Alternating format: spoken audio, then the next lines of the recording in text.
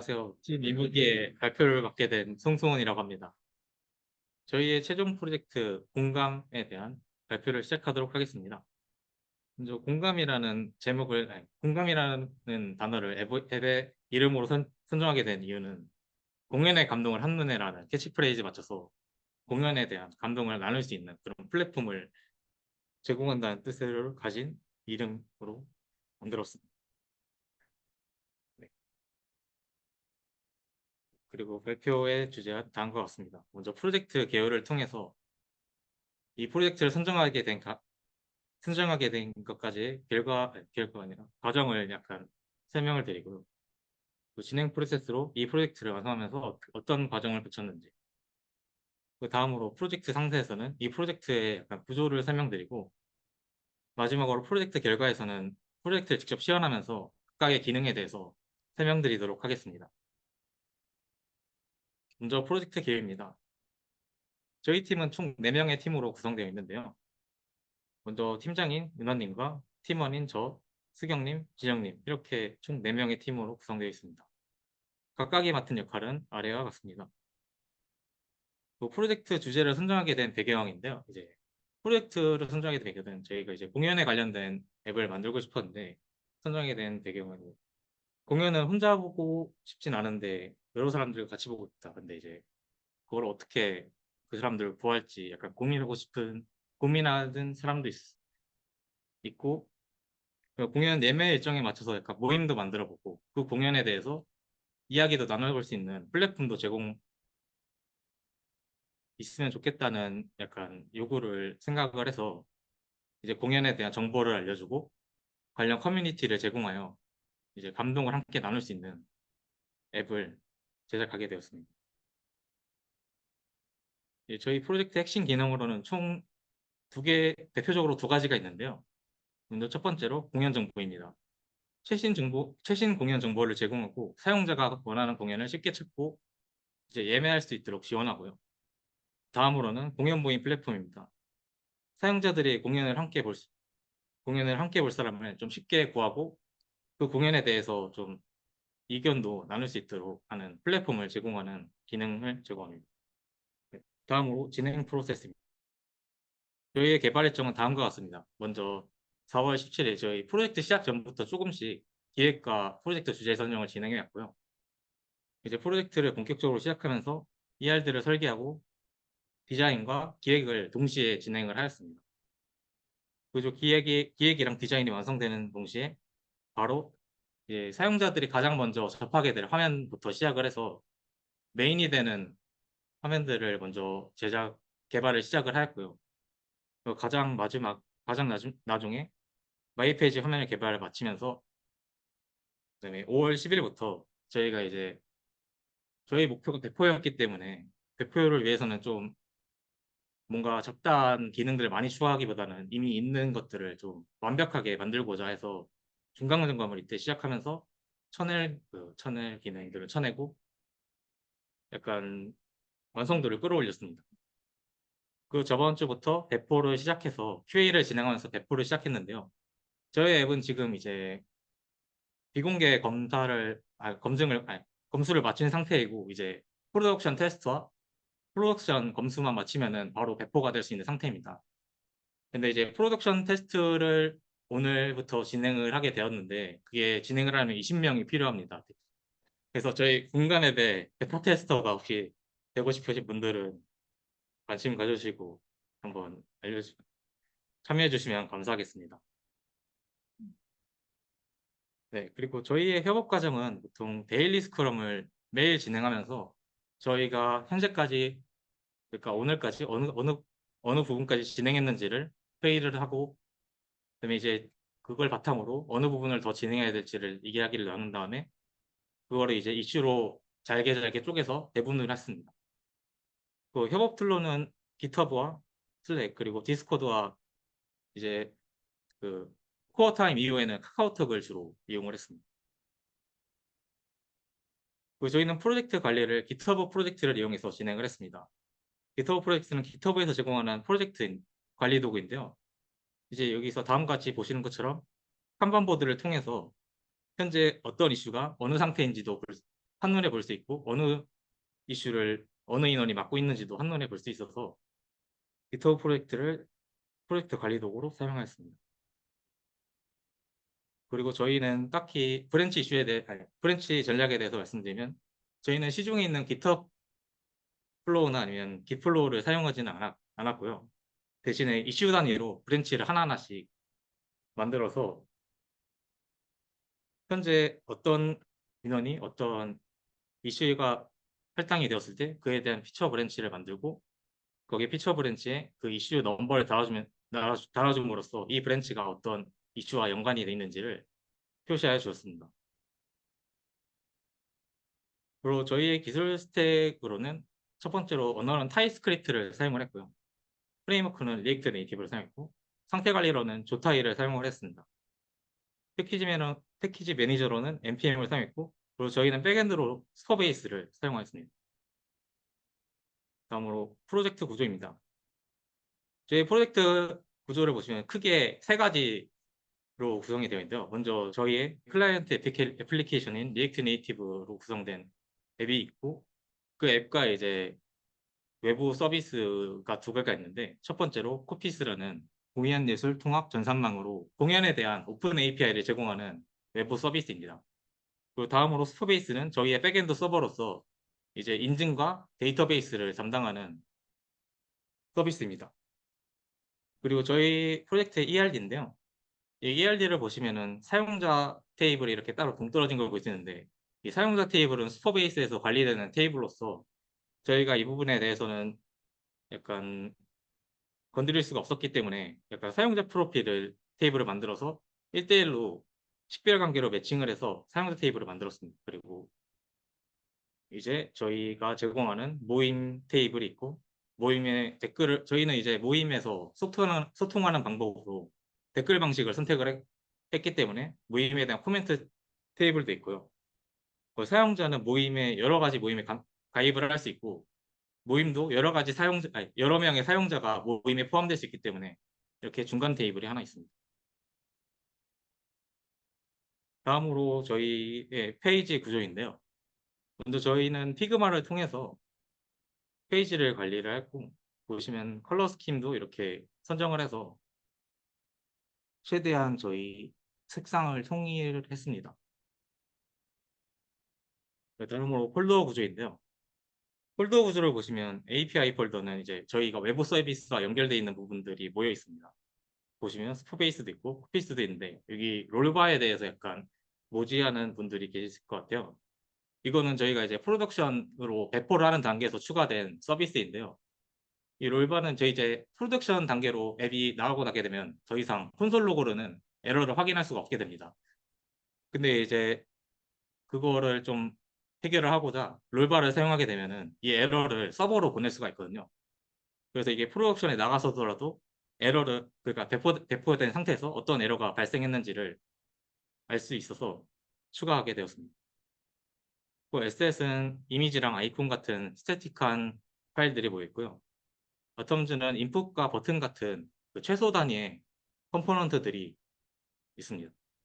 그 컴포넌트들은 바텀스가 모인 좀 커다란 컴포넌트들이 모여 있고요. 훅스는 저희가 이제 컴포넌트에서 비즈니스 로직이 약간 중복되는 부분들이 좀 있더라고요. 그래서 그 부분들을 커스텀 훅으로 분리를 해서 이렇게 모아두었습니다. 그 페이지는 라우터의 대상이 되는 페이지들이 모여있는 컴포넌트들이고요. 그 스타일스는 그 자주 사용되는 색상들이나 아니면 자주 사용되는 CSS들을 모아둔 폴더입니다. 유틸즈는 말 그대로 약간 유틸리티적인 함수들이 모여있고요. 다음으로 라우터 d.ts가 있는데 저희는 라우터가 좀 나중에 되니까 많이 길어지더라고요. 그래서 타입만 따로 분리를 해놨습니다. 다음으로 프로젝트 결과인데요. 저희 이제 프로젝트의 프로덕션 리리즈 버전을 시연을 하면서 기능을 설명드리도록 하겠습니다.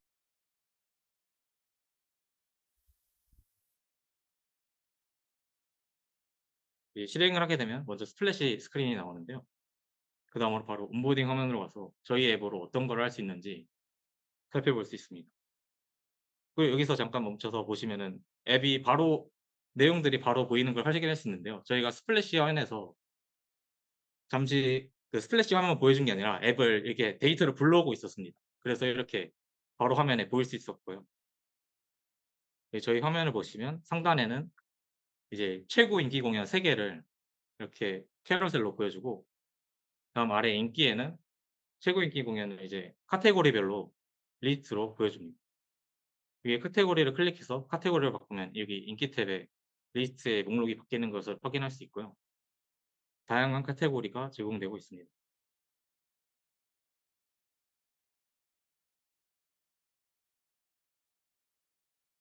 잠시 넘기고, 네, 이제 검색 기능인데요. 이제 저희는 키워드로도 검색을 할 수 있고 공연일로도 검색을 할 수 있습니다. 다양한 검색 옵션들을 제공을 하는데, 이렇게 검색을 하게 되면은 결과가 나옵니다. 결과를 클릭하게 되면 저희 공연 상세 페이지로 넘어가게 되는데요. 여기에 이제 다양한 공연 정보를 보여주고, 이렇게 상단을 보시면 헤더가 살짝씩 움직이면서 변화하는 걸 볼 수 있습니다. 네, 이렇게 공연 정보가 보여지고, 맨 아래에는 공연장 위치까지 지도를 통해 확인할 수 있게 하였습니다. 또 티켓 예매를 누르게 되면 예매가 가능한 링크가 이렇게 나오게 되는데요. 실제로 예매 사이트로 이동이 되게 편하였습니다.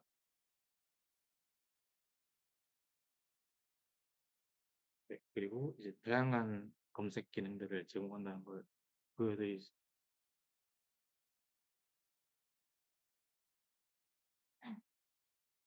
네, 이렇게 지역 울산으로 하고 영국으로 하면은 울산에서 진행 중인 연극과 저 조건에 맞는 검색 기능들이 검색 결과들이 나옵니다.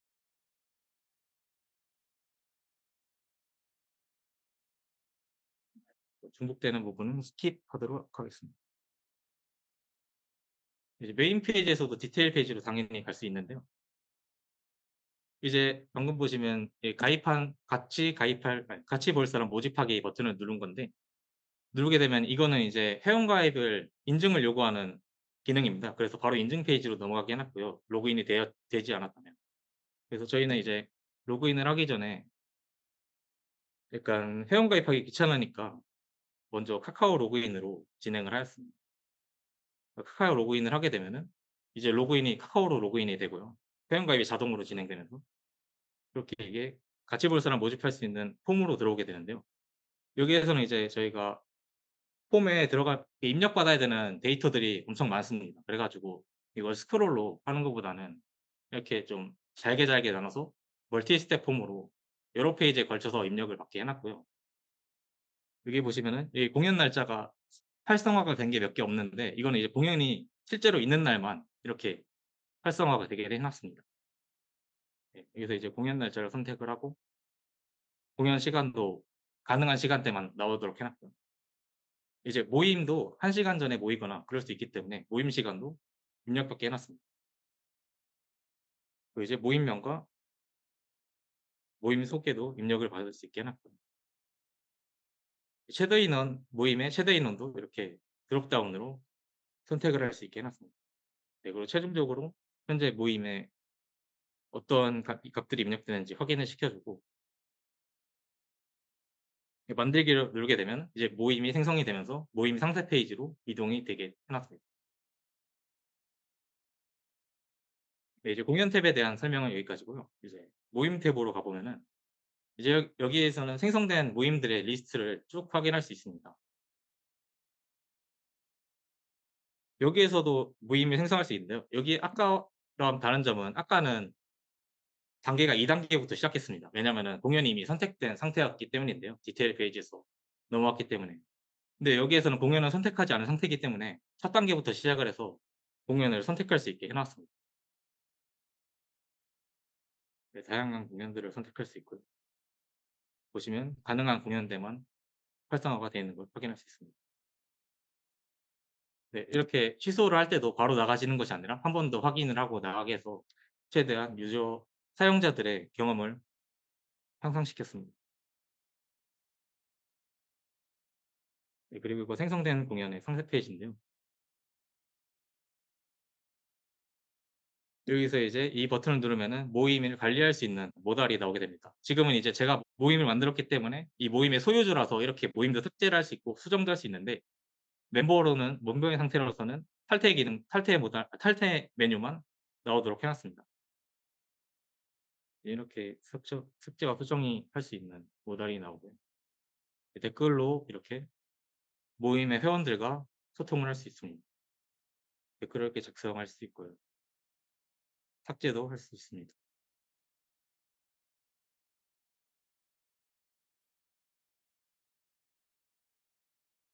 이제 모임을 수정을 할 때는 그 멀티리스트 폼을 그대로 사용할 수 있게 해놔 가지고 모든 데이터들이 모임 모임의 데이터들이 여기에 매핑되게 해 놔서 그대로 이용할 수 있었습니다. 이렇게 이전 단계로 갈 수도 있고요.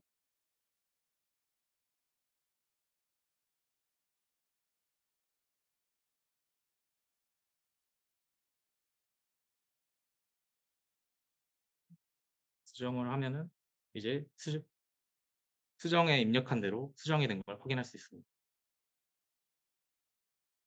네, 모임을 삭제도 당연히 할 수 있고요.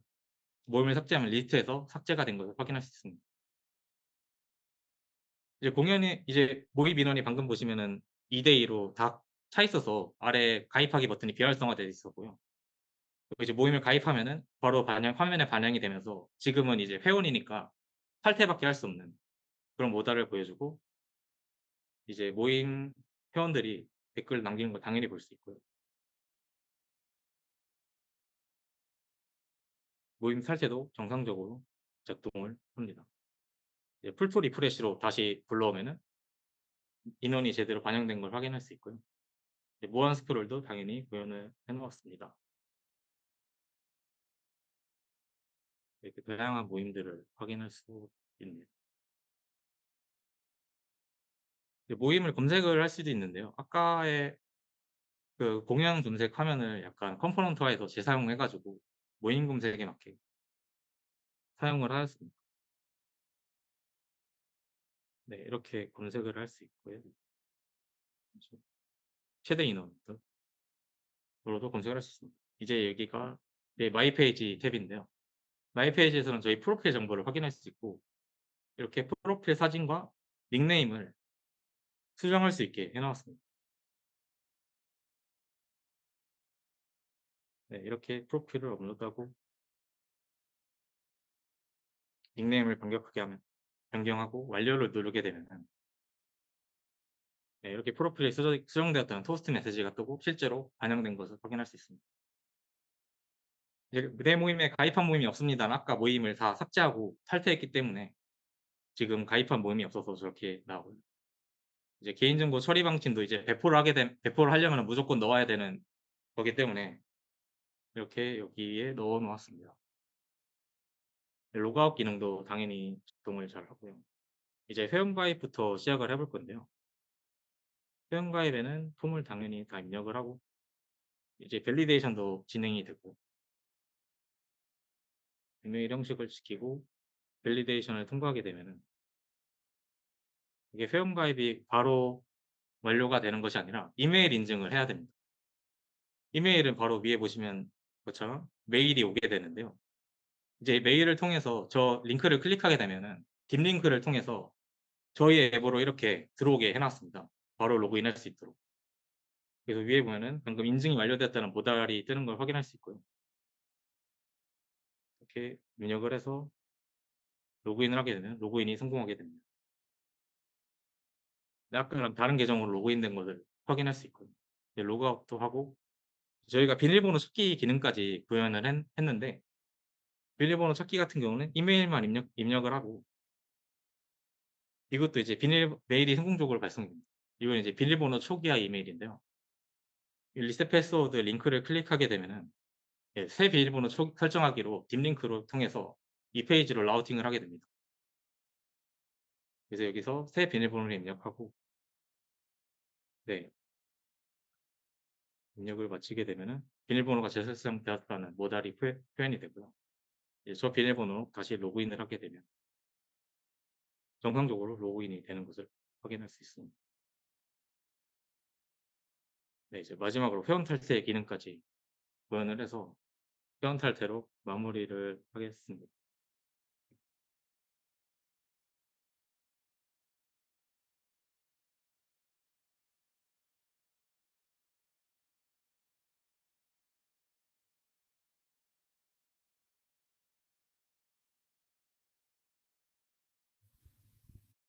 네, 이상입니다.